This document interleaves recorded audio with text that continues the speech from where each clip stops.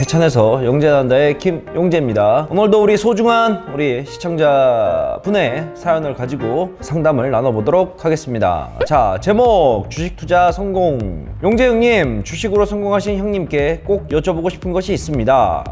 형이 주식으로 성공을 했을까? 성공의 기준을 어디다 두는지 모르겠지만 일단 뭐 성공했다고 동생이 하니, 형님께서 영상에서 하신 성공한 사람만 보고 따라해라, 실패한 사람의 경험담을 볼 필요가 없다라는 말씀이 있으시지 않으십니까? 형님도 성공하셨고 형님 주변 분들 중 주식에서 성공하신 분들도 많이 보셨을 것 같은데 성공한 사람들의 공통점이 있을까요? 있다면 저도 과감히 따라해보고 싶습니다. 물론 전업투자와 투자부로서의 투자는 다르겠지만 경험적으로 느껴지는 주식으로 성공한 사람들의 특징이 있으리라 생각됩니다. 구체적인 사례로 부탁드려도 될까요? 저도 꼭 주식으로 성공하고 싶습니다 라는 사연을 올려줬어요. 주식으로 성공을 하고 싶다 그러면 좀 벤치마킹할 사람을 좀 하나 알려달라 라는 이야기인 것 같은데, 이 성공이라는 부분에 대해서 우리가 참 얘기할 게 정확한 기준을 잡고 얘기가 어려워요. 결국은 이 성공이라는 거는 자기만족이 자기만족. 성공이라는 이야기는 자기만족. 자, 주식으로 성공했다라고 얘기를 하려면 어떤 부분이 우리가 성공을 했다고 얘기를 할 수가 있을까? 돈, 그치? 자, 그럼 돈을 얼마를 벌어야 우리는 성공을 했다고 얘기를 할 수가 있어? 얼마를 벌어야 돼? 성공의 기준이 뭐야? 자, 돈을 벌어야 되는데 그걸 얼마를 벌어야 우리는 주식으로 성공했다고 얘기를 할 수가 있을까?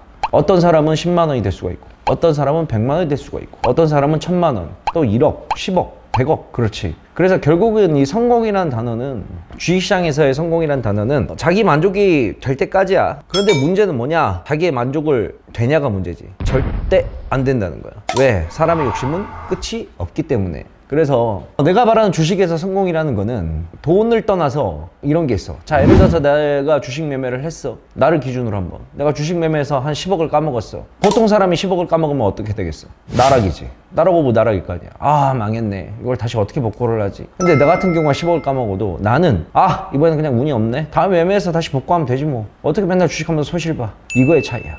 내가 입은 손실에 대해서 좌절하고 포기하고 나는 왜 안 될까라고 생각하는 거는 결국은 그거에 대한 베이스는 뭐야? 주식에 대한 실력이 본인한테 자신이 없기 때문이야. 근데 내가 어디에서 주식으로 돈을 까먹었어.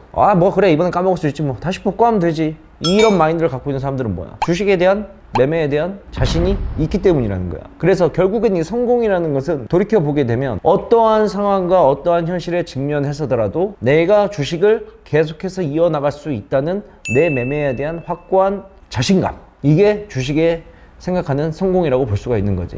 예전에도 내가 저번 영상에도 한번 이야기를 드렸지만, 성공을 하고 싶으면 주위 사람들의 의견이나 조언 따위는 듣지 마라. 네가 가고자 하는 분야에서 성공한 사람의 이야기를 들어라. 나 같은 경우에는 벤치마킹 한 사람이 없어. 정확히 어떤 한 사람을 딱 지정을 해서 이 사람을 나는 벤치마킹을 해야지 라는 사람은 없어. 나 같은 경우에는 뭘 벤치마킹을 했냐, 이 사람, 저 사람, 저 사람, 저 사람, 저 사람, 이 사람들의 모든 것들을 다 읽어나가면서 원칙으로 정립이 된 거지. 나는 주식에 대한 이야기 책을, 흔히 말하는 우리가 위인전집이라고 치자. 위인전집을 본다고 치자. 너 이순신 장군 보면 나는 이순신 장군처럼 돼야지라고 생각을 해?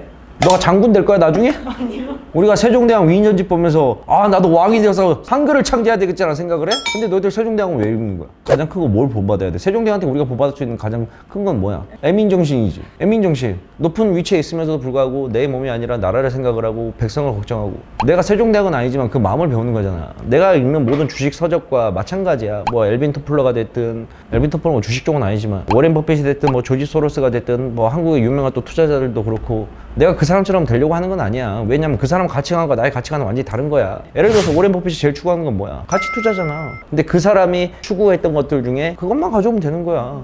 가치 투자가 중요하구나. 이해가지? 그런 것만 가져오는 거지. 내가 꼭 그 사람이 될 필요는 없다 이거지. 이해가? 이 사람한테는 이런 점이 좋으니까 갖고 오고, 저 사람한테는 저런 게 좋으니까 갖고 오는 거고. 그래서 나만의 가공의 인물을 만들어낸 거지. 주식적으로 완벽한 사람을. 그래서 그것만 보면서 나는, 가상인물을 보면서 나는 가는 거야. 이건 이제 나의 케이스인 경우인 거고, 사람마다 다 케이스는 다 다르겠지. 성공의 기준을 방금 말했다시피 성공이라는 기준 자체는 주관적인 거 객관적인 거 다 다르기 때문에 본인이 성공을 어디에다가 중점을 두고 가치를 보고 하는지 중요할 것 같아. 그래서 돈을 잃어버린다 하더라도 다시 복구할 수 있다는 매매에 대한 자신감, 이러한 부분이 성공을 했다고 이야기를 하지 않을까라고 얘기를 해. 돈의 액수가 문제가 아니라. 그래서 우리 동생도 형이 방금 얘기했던 내용을 한번 잘 생각을 한번 해보고, 생각을 해보면서 매매를 좀 한번 해보길 바래. 모든 사람들이 다 성공을 할 수 있다 그런다면 이 사이는 어떻게 되겠어? 그치, 다 잘 먹고 잘 살겠지. 근데 이 모든 사람들은 성공을 위해서 살고는 있지만 이 성공까지 가는 과정 자체가 굉장히 어려워. 꼭 주식뿐만이 아니라, 자, 예를 들어서 정말 쉽게 나는 석 달간 다이어트를 해서 10kg를 빼겠다는 목표를 세우자. 모든 사람들이 그런 다이어트 목표를 세워. 너희들도 그런 목표 자주 세우지. 자, 너희들은 석 달 동안 다이어트를 해서 10kg를 뺄 수가 있어, 없어? 성공한 사람도 있고 실패한 사람들도 있을 거 아니야. 그 간단한 목표조차도 이루기가 힘든데, 그러면 다이어트 성공한 사람들의 공통점은 뭘까? 의지야, 결국은.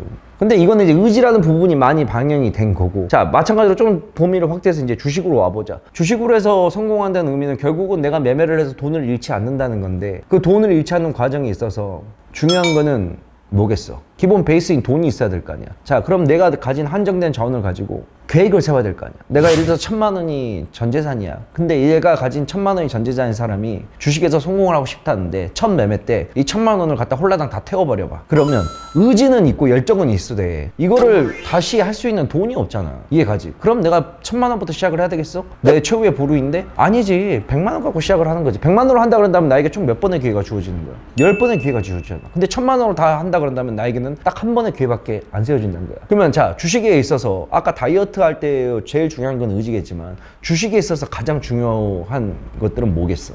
의지보다도 더 중요한 거는 계획이고 전략이라는 거야. 이해가지? 우리는 한정된 자원을 가지고 움직이는 거니까. 그러면 계획과 전략을 짜는 것 또한 내가 주식으로 성공하겠다는 열정이 담겨져 있기 때문에 하는 거야. 열정이 담겨져 있으니까 내 돈이 소중한 줄 알고 나눠 쓰는 거겠지. 근데 그런 게 없다 그런다면 그냥 한 번에 다 1000만 원을 집어넣어서 몽땅그리 한다는 거지. 이해가지? 그래서 주식을 하는 사람들은 아무래도 다양한 것들이 굉장히 많이 필요해. 그러니까 결국에는 그러니까 이성적인 감정과 감정적인 게 정확하게 나눠져 있어야 되고, 이거 둘을 동시에 병행할 수 있는 것들이 있어야 돼. 이거는 주식은 좀 다른 목표하고는 좀 달라. 예를 들어서 방금 설명했던 다이어트 같은 경우에는 이성적인 게 많이 들어가, 감성적인 게 많이 들어가. 이성적인 게 많이 들어가지. 자, 근데 주식은 또 어때? 이성적인 것만으로 돼? 아니야.